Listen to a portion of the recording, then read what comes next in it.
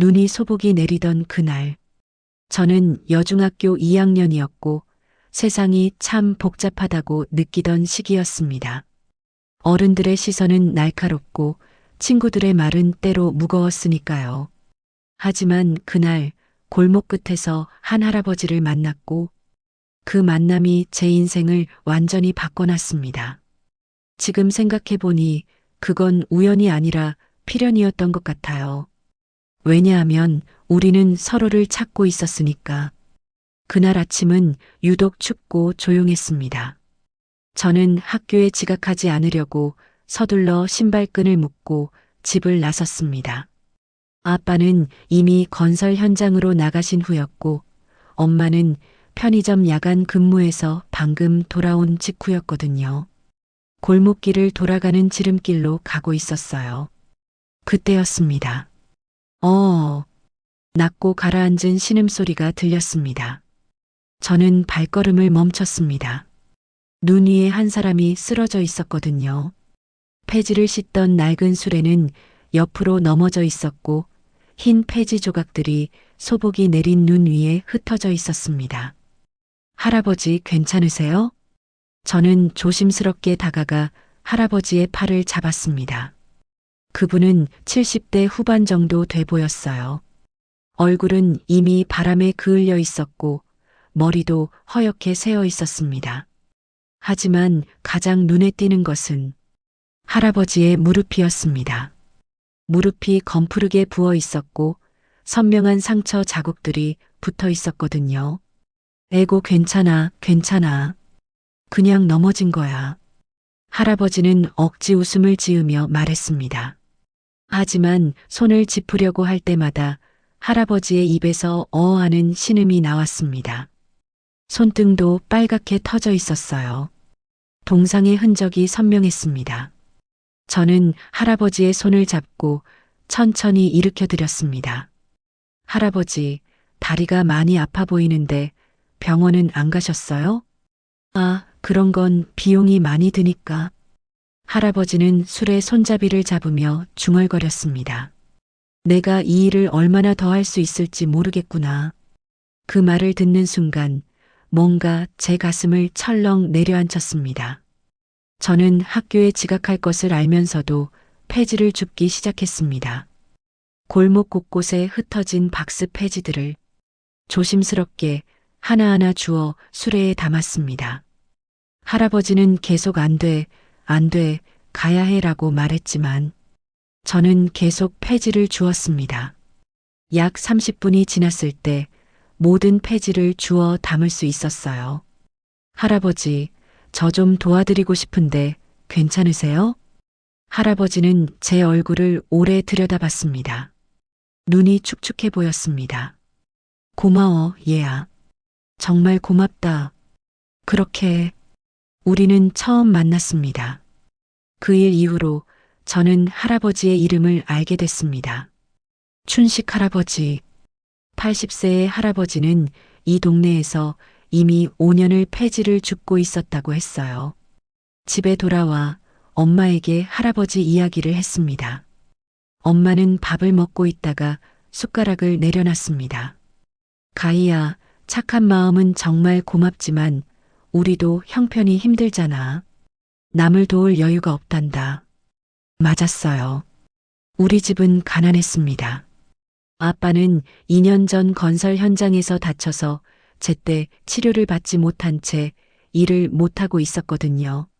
엄마는 편의점에서 야간 근무를 하면서 하루에 4시간 정도만 주무셨습니다.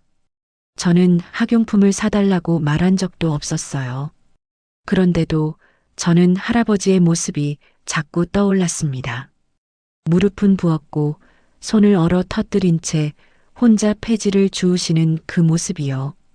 그날 밤 저는 깨어 있었습니다. 그리고 결심했습니다. 내가 할 수 있는 게 뭘까? 다음 날 새벽 4시 30분. 저는 누구의 도움도 받지 않고 혼자 일어났습니다. 알람도 설정하지 않았는데 눈이 떠졌거든요. 엄마는 아직 자고 계셨고 아빠도 깊은 잠에 빠져 있었습니다. 저는 가장 두터운 패딩을 입고 장갑을 껴 신발을 신었습니다. 어디로 가는 거야? 마침 아빠가 깨어나 저를 봤습니다. 할아버지 만나러요.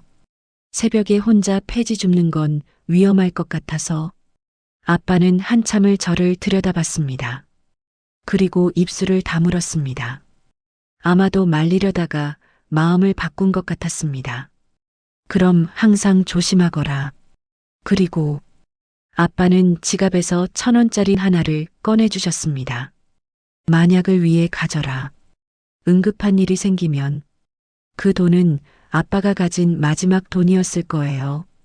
저는 그 1,000원을 꼭 쥐고 밖으로 나갔습니다. 새벽 5시 할아버지를 만난 장소로 향했습니다. 할아버지는 벌써 수레를 끌고 거리를 돌고 있었어요. 할아버지가 저를 보곤 깜짝 놀랐습니다. 가희, 너 왜 나왔어? 이건 내가 할 일이 아니야. 할아버지의 목소리는 놀라움과 안타까움이 뒤섞여 있었습니다. 할아버지, 혼자 하다가 또 넘어지시면 아무도 도와주지 않잖아요. 저는 조용히 말했습니다. 저도 동네를 돌아다니고 싶었어요. 그리고 할아버지와 함께 있고 싶었어요. 할아버지는 아무 말도 하지 않았습니다. 대신 술의 손잡이를 양손으로 쥐어주셨어요. 그리고 저를 가리켰습니다. 앞에서 잡아줄래? 내 쉬운 손이 돼줄래? 저는 힘껏 끄덕였습니다. 그렇게 우리는 짝꿍이 되었습니다. 새벽의 거리는 정말 조용했어요. 밤샘 도시락 배달 아저씨, 택배 기사님, 그리고 우리. 그게 새벽 거리의 주민들이었습니다. 처음엔 손이 얼어서 장갑을 껴도 추웠어요. 폐지도 무거웠고 다리도 아팠습니다. 하지만 할아버지의 목소리를 들으니 괜찮았어요. 가희야 아빠, 저 건물 옥상에 보이는 별이 보이니? 저 별은 오늘도 밤새 우리를 지켜줬어. 할아버지는 자주 이런 말을 하셨습니다. 세상이 무겁지만 봐, 저 하늘은 항상 무한하잖아. 우리도 그런 마음으로 살아보자. 그런 말씀들이 제 심장을 차근차근 채워갔습니다. 하지만 세상은 생각보다 복잡했습니다. 절반은 따뜻하고 전반은 차가웠거든요. 어느 날 아침 김 여사라는 분이 우리를 불렀습니다. 편의점 주인이었어요. 할아버지, 가희야, 들어와. 따뜻한 편의점에서 우리는 핫초콜릿을 마셨습니다. 가희야, 이거 좀 가져가. 김 여사는 도시락까지 챙겨주셨어요. 그런 날도 있었습니다. 우유 배달하던 아저씨도 우리를 보면 인사를 건넸고 신발 수리점 아주머니도 할아버지 신발이 헐어 보인다며 무료로 고쳐주셨습니다. 좋은 일 하시는 거 저도 봐서 저도 기분 좋아요. 신발 수리점 아주머니는 항상 그렇게 말씀하셨어요. 어느 날은 학교 선생님이 우리를 지나가다 멈춰 섰습니다. 가희야, 너 이거 뭐 하는 거야? 선생님께 상황을 설명했어요. 선생님은 아무 말도 하지 않으셨어요. 대신 다음날 학교에서 저를 불렀습니다. 가희가 방과 후에 봉사를 하고 있다면 그건 봉사활동으로 인정할 수 있겠다. 학교도 이런 활동을 응원한다. 그 말씀이 없었으면 학교에서 받는 시선이 훨씬 더 차가웠을 거예요. 하지만 모두가 따뜻하진 않았습니다. 어느 날 상가 주인이 나와서 소리쳤습니다. 거기, 왜 여기서 폐지를 뜯어? 냄새나게 뭐 하는 거야? 손님들 오시는데 보기 좋지 않잖아. 할아버지는 재빨리 수레를 밀어냈습니다. 미안합니다. 금방 나가겠습니다. 하지만 어린 나이에 나는 그 말이 계속 들렸어요. 우리 때문에 보기 좋지 않다니. 그리고 학교에서도 문제가 생겼습니다. 한 친구가 지나가면서 말했어요. 야, 너 왜 냄새가 나? 그건 솔직히 마음이 많이 상했습니다. 아무리 새벽에 씻고 가도 폐지 냄새는 옷에 밴다고 했거든요. 가희는 폐지 줍는 애네. 걔랑 친구하지 마. 그런 말도 들었습니다. 처음엔 웃으려고 했어요. 내가 할 수 있는 일이니까. 하지만 시간이 지날수록 그런 말들의 무게가 커졌습니다. 어느 날은 울음이 나올 뻔했어요. 그날 할아버지는 제 변화를 알아차리셨습니다. 가희야, 뭔가 마음이 무거워 보이는데? 저는 할아버지와의 약속을 떠올렸어요. 그리고 진심으로 말했습니다. 할아버지, 저는 계속 할아버지와 함께하고 싶어요. 그 말들은 상관없어요. 정말이에요. 할아버지는 제 머리를 쓸어 넘기셨습니다. 가희야, 세상엔 두 가지 사람이 있단다. 남의 고통을 자기 일처럼 여기는 사람이 있고 자기 편안만 챙기는 사람이 있어. 너는 첫 번째가 됐구나. 그래서 난 너를 본받고 싶어. 그 말씀이 저를 다시 일으켜 세웠습니다. 며칠이 지나면서 저는 할아버지에 대해 더 알게 되기 시작했습니다. 할아버지는 자주 먼 곳을 봤어요. 마치 오래전 무언가를 회상하듯이요. 어느 날 저는 물었습니다. 할아버지는 예전에 뭐 하셨어요? 할아버지는 한참을 침묵했습니다. 수레를 밀면서 하늘을 올려다봤습니다. 그리고 천천히 말했습니다. 나는 과학자였다. 할아버지는 그때의 경험을 천천히 풀어놓으셨습니다. 20년 전 대기업 연구소의 부소장으로 일하던 때의 모습, 새로운 기술을 개발할 때의 보람, 가난한 사람들을 돕고 싶던 마음. 하지만 그 모든 것이 한순간에 무너졌다고 했습니다. 동료의 질투, 기업의 욕심, 그리고 조작된 사고가 만든 누명. 연구소의 기술을 몰래 위조해서 나한테 뒤집어 씌웠어. 할아버지의 목소리는 가늘어졌습니다. 아무도 내 말을 안 믿었어. 그리고 기업은 나를 버렸어. 그 후 할아버지는 모든 것을 잃었습니다. 아내는 이혼을 청했고 딸은 아버지를 보기 힘들어했습니다. 한 번도 다시 연락하지 않았어. 하지만 할아버지는 이제 그것을 원망하지 않는다고 했습니다. 가희야, 내가 한 선의는 사라지지 않는다고 생각해. 내가 개발한 기술은 많은 사람들에게 쓰이고 있어. 그리고 할아버지는 저를 봤습니다. 너처럼 착한 아이들이 존재한다는 것도 그건 다른 착한 사람들이 만들어낸 거야. 선함이 선함을 낳는 거지. 할아버지는 제 머리를 쓸어 넘기셨습니다. 그리고 지금 너한테서 희망을 봐. 세상은 아직도 따뜻한 곳이 있다는 거를. 그 말을 듣는 순간 저도 눈물이 나왔습니다. 겨울은 점점 깊어갔습니다. 11월이 끝나고 12월이 되면서 기온은 계속 떨어졌습니다. 하지만 할아버지의 무릎은 나아지지 않았어요. 오히려 더 구부러지고 있었습니다. 할아버지, 병원에 가봐야 하지 않을까요? 약값도 많이 들겠지. 그냥 이렇게 살다가. 할아버지의 말은 끝나지 않았지만 의미는 분명했습니다. 그날 밤 저는 엄마와 아빠를 설득했습니다. 저 좀 아르바이트 하게 해주세요. 가희, 넌 학교도 바쁜데? 할아버지 병원비가 필요해요. 아빠는 제 손을 어루만졌어요. 우리 가희는 정말 착하구나. 다음 주부터 저는 주말마다 편의점에서 일을 시작했습니다. 시급은 1시간에 7,000원. 한 달에 열심히 일해도 20만 원 정도였어요. 하지만 저는 그 돈이 아까운 생각이 들지 않았습니다. 처음 월급을 받았을 때 저는 할아버지에게 달려갔습니다. 할아버지, 여기 드려요. 할아버지는 깜짝 놀라셨습니다. 가희, 이건 뭐야? 이건 내 돈이잖아. 할아버지 병원비예요. 할아버지는 그 돈을 받지 않으려고 했습니다. 안 돼. 넌 학생이잖아. 하지만 저는 할아버지의 손을 움켜쥐었어요. 할아버지, 제 마음이 뭔데 거절하세요? 할아버지는 눈물을 흘리고 있었습니다. 정말 고마워. 감사해, 가희. 그렇게 대신 저를 꼭 안으셨어요. 겨울은 계속 깊어갔습니다.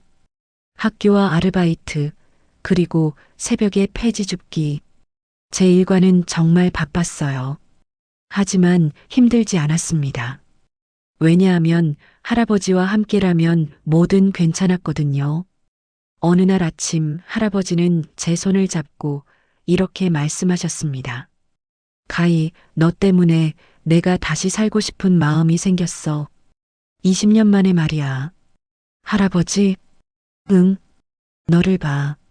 공부도 열심히 하고, 엄마도 챙기고, 날 도와주기도 하고, 그런 아이가 있다는 게 그건 기적 같은 일이야. 할아버지는 하늘을 봤습니다. 세상이 깊고 어둡지만 별은 자꾸 빛나. 그런 것처럼 우리도 누군가의 별이 될 수 있어. 그 말씀은 저의 심장에 깊게 박혔습니다. 12월의 끝자락. 눈이 자주 내리던 날들이었습니다. 할아버지와 저는 매일 새벽 거리를 돌았습니다. 폐지를 줍고, 때론 웃고, 때론 침묵하고, 그렇게 하루하루가 소중했습니다. 할아버지의 무릎은 조금 나아졌어요. 약을 먹고 제가 마사지를 해주니까요. 가희가 해주는 마사지가 제일 좋아.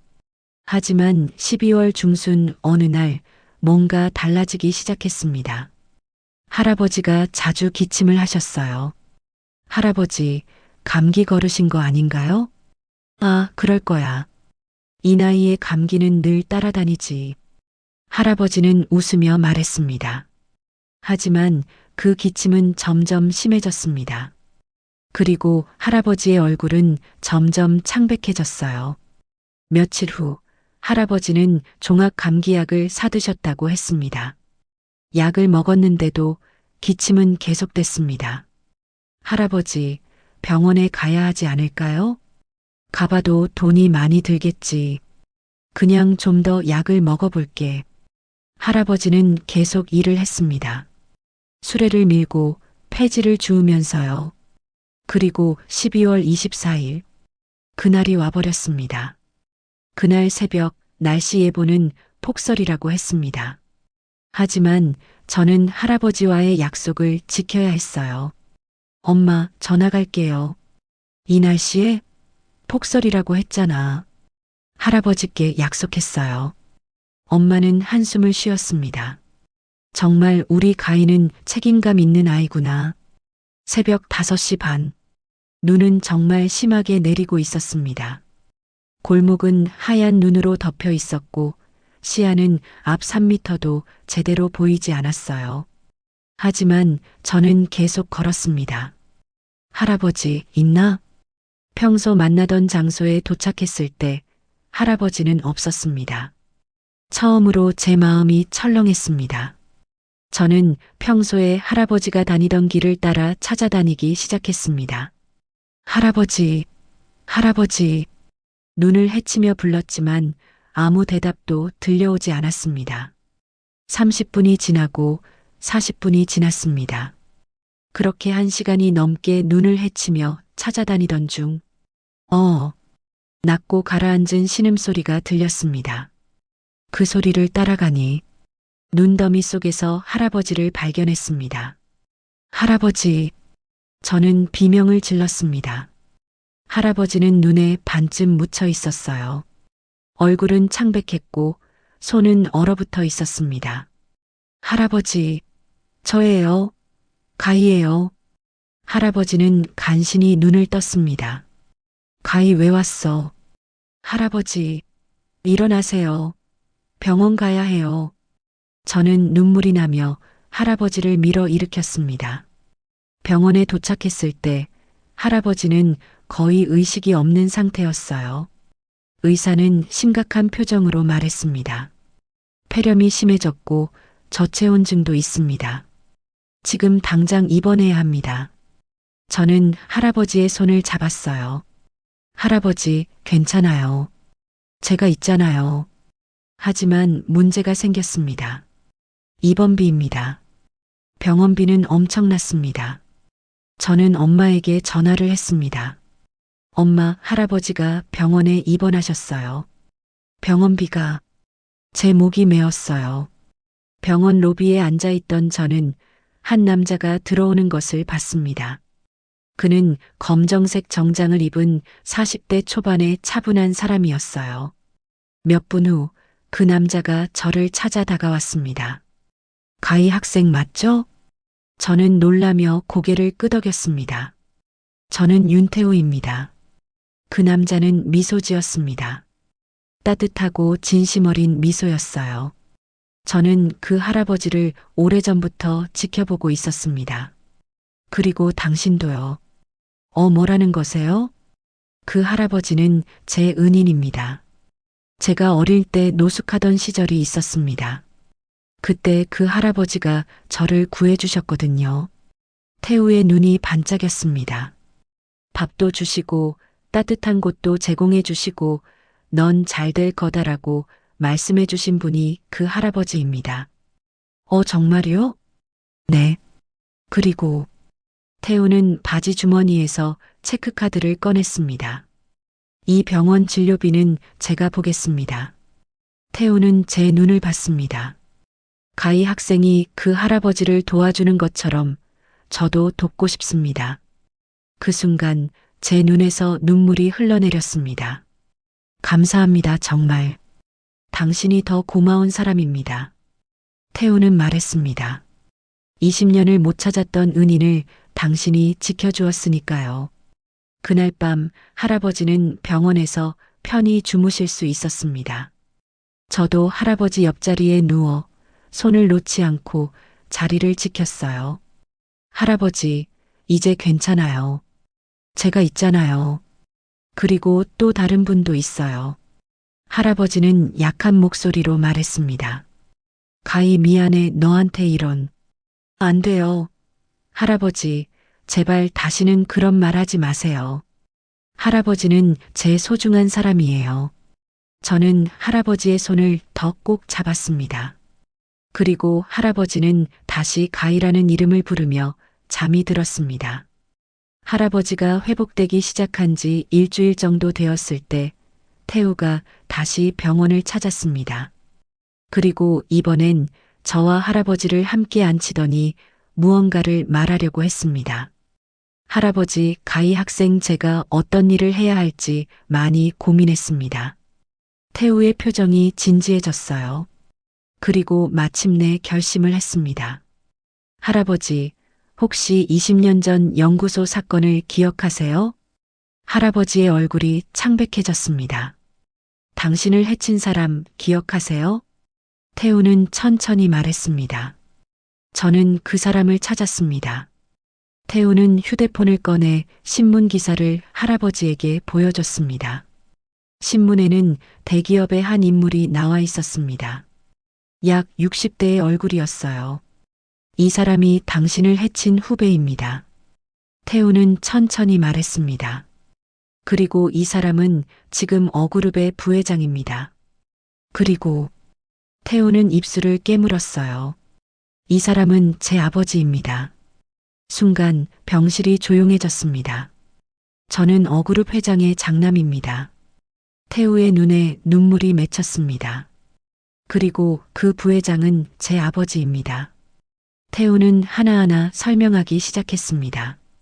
할아버지를 만났던 경험 이후로 태우는 자신의 아버지가 정말 어떤 사람인지 항상 궁금했다고 했습니다. 할아버지 같은 따뜻한 사람이라고 기대했거든요. 하지만 아버지는 달랐습니다.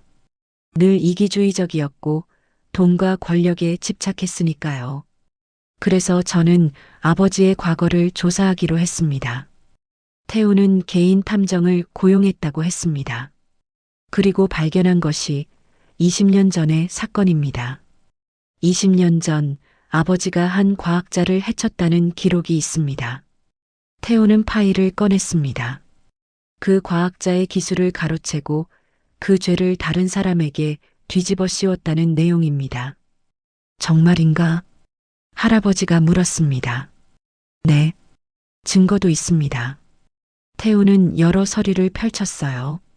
연구소의 내부 기록, 이메일, 그리고 증인들의 증언이었습니다. 모두 태우의 아버지가 할아버지를 해쳤다는 것을 보여주고 있었습니다. 이 모든 것들은 20년 동안 은폐되어 있었습니다. 태우는 계속했습니다. 하지만 저는 그것을 밝히기로 했습니다. 태우 미안하다. 내 때문에 이런. 할아버지, 제발 그러지 마세요. 태우는 할아버지의 손을 잡았습니다. 당신은 제 은인입니다. 그리고 이것은 제가 해야 할 일입니다. 태우는 법무팀의 도움을 받아 모든 증거를 검찰에 제출했다고 했습니다. 그리고 언론에도 공개했습니다. 20년 전의 사건, 그리고 부회장이 저질렀던 죄악들이 모두 세상 밖으로 나오게 된 것입니다. 하지만 태우 그 사람이 그럼 내 아들인데 할아버지가 말했습니다. 네, 아버지입니다. 태우는 조용히 말했습니다. 하지만 저는 더 이상 그 사람의 아들이고 싶지 않습니다. 미안하다 너한테. 할아버지, 이것은 제 선택입니다. 태우는 할아버지를 봤습니다. 당신이 20년을 억울하게 살았습니다. 제가 아버지의 죄를 도와 밝히는 것은 태우는 한숨을 쉬었습니다. 당신과 저, 그리고 정직한 모든 사람들을 위한 것입니다. 그 말을 들으며 저는 깨달았습니다. 20년 전에 할아버지가 나눠주신 따뜻함이 지금 이 순간에 세상을 바꾸고 있다는 것을요. 태우가 말했던 것처럼 선함이 선함을 낳는다는 것이 정말이었습니다. 그 후 몇 주 동안 언론은 떠들썩했습니다. 대기업 부회장의 비리, 20년 전의 누명과 기술 탈취, 모든 것이 밝혀졌거든요. 부회장은 결국 검찰 수사를 받게 되었고 사직서를 제출했습니다. 하지만 가장 중요한 것은 할아버지의 명예 회복이었습니다. 춘식 박사, 20년 만에 누명 벗다. 신문 헤드라인이 그것을 알리고 있었습니다. 할아버지는 병원 침대에 누워 그 신문을 들고 눈물을 흘리고 있었어요. 내가 정말 괜찮았구나. 할아버지는 중얼거렸습니다. 정직하게 산 게 틀리지 않았구나. 병문안을 온 이웃들. 춘식 할아버지, 정말 좋은 일이 생겼네요.